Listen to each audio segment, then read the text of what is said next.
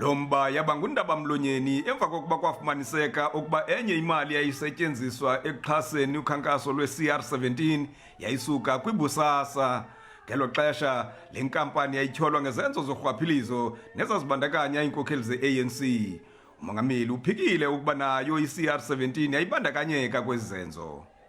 It would be unreasonable to expect the disclosure of such information until such time that all candidates to such contests and all parties are held to the same requirements of disclosure and transparency.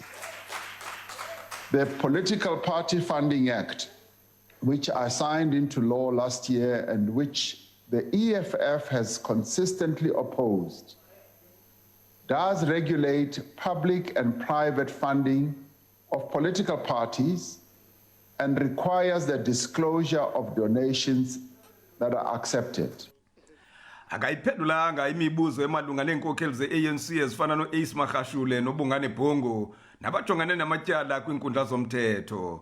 Uthi izityholo abatyatye kwazona zisaqwalaselwa yi-ANC, kodwa uvumile ukuba ziya ngokwanda izenzo zorhwaphilizo kweli lizwe.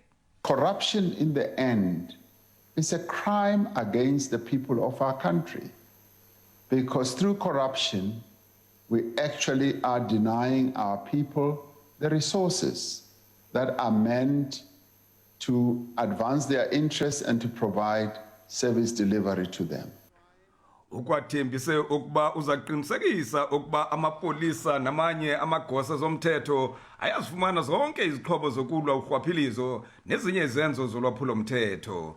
Ndingumanelisi Dubase weendaba ze-SABC eParlamente eKapa.